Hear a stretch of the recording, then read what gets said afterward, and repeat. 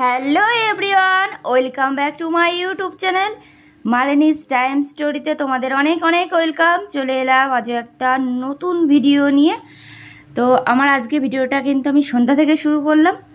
এখন সন্ধ্যাবেলায় তো কিছু তেলে ভাজা খেতে ভালোই লাগে। তো আজ কিন্তু বাড়িতে বানানো হচ্ছে, দেখতেই পাচ্ছ, পনির তো কাটাকাটি চলছেই।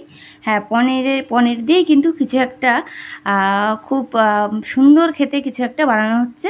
তো চলো তোমরা ভিডিওটা দেখতে থাকো, সবটাই তোমাদের সাথে শেয়ার করবো, আশা করি তোমাদের ভালো লাগবে। তো যেহেতু বললাম পনির দিয়েই বানানো হবে, সেক্ষেত্রে পনিরটা কিন্তু পিস পিস করে কেটে নেওয়া হচ্ছে। এই যে কেটে নেওয়া হয়ে গেছে পনির কাটা। তো যেটা এখন বানানো হবে সেটা হচ্ছে পনিরের পকোড়া বন্ধুরা। সেটা বানানোর জন্য কিন্তু এই যে দেখো নিয়ে নেওয়া হয়েছে কর্নফ্লাওয়ার দিয়ে এটা তৈরি হবে। হ্যাঁ, তো চলো, সন্ধ্যা হলেই তো মনটা চাই যে এটা খাই ওটা খাই। তো এই দেখো কর্নফ্লাওয়ার, তার মধ্যে কিন্তু একটু চালের গুঁড়ো নেওয়া হয়েছে। তো দুটোকে একটু মিক্সড করা হচ্ছে। একটু কিন্তু নুনও নেওয়া হয়েছে, স্বাদ মানে পরিমাণ মতো আর কি। নিয়ে এটাকে একটু ভালো করে মিক্সড করতে হবে। তো সেটাই কিন্তু মিক্সড করা হচ্ছে। তো চলো দেখতে থাকো, সবটাই তোমাদের সাথে শেয়ার করছি। তো দেখো, একটু লঙ্কার গুঁড়ো, একটু হলুদ গুঁড়ো, পরিমাণ মতো নুন তো আগেই দিয়ে দেওয়া হয়েছে। তো সেটা দিয়ে কিন্তু এই যে ঠিক এরকম একটা ব্যাটার বানাতে হবে। সেই ব্যাটারটা কিন্তু বানিয়েও নেওয়া হচ্ছে। এই যে দেখো, ঠিক এইভাবেই কিন্তু ব্যাটারটা ভালো করে একটু মানে ব্যাটারটা যাতে ভালো হয় সেভাবে একটু মাখতে হবে খুব সুন্দর করে। আর অন্যদিকে কিন্তু এই পনিরটা যেটা কাটা হলো পিস পিস করে তোমরা দেখতে পেলে, সেটা কিন্তু বেশ খানিকটা সময় একটু ম্যারিনেট করে রাখা হয়েছিল।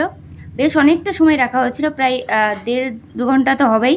তো এটা কিন্তু মাখানো হয়েছিল লঙ্কার গুঁড়ো, পরিমাণ মতো নুন, জিরের গুঁড়ো, গরম মশলার গুঁড়ো, সামান্য একটু কয়েক দানা চিনি, একটু স্বাদের জন্য আর কালারটাও যাতে ভালো আসে তার জন্য দিয়ে এটা কিন্তু ম্যারিনেট করে বেশ খানিকটা সময়, যেটা বললাম, রাখা হয়েছিল। হলে কিন্তু ভীষণ সুন্দর হয় খেতে।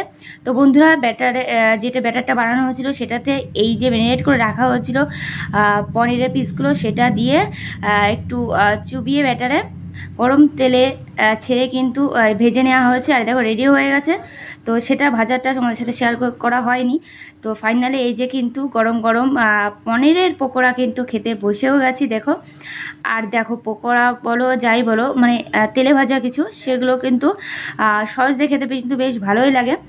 তো আমি কিন্তু সস নিয়ে নিয়েছি সাথে। বন্ধুরা, তোমরাও যারা এখনও খাওনি তো অবশ্যই ট্রাই করো, আশা করি তোমাদেরও ভালো লাগবে। তো আজ কিন্তু গরম গরম পনির পকোড়া। তো আমার আজকের ভিডিওটা তোমাদের কেমন লাগলো অবশ্যই জানিও। ভালো লাগলে like, comment, share and subscribe করে পাশে থেকো।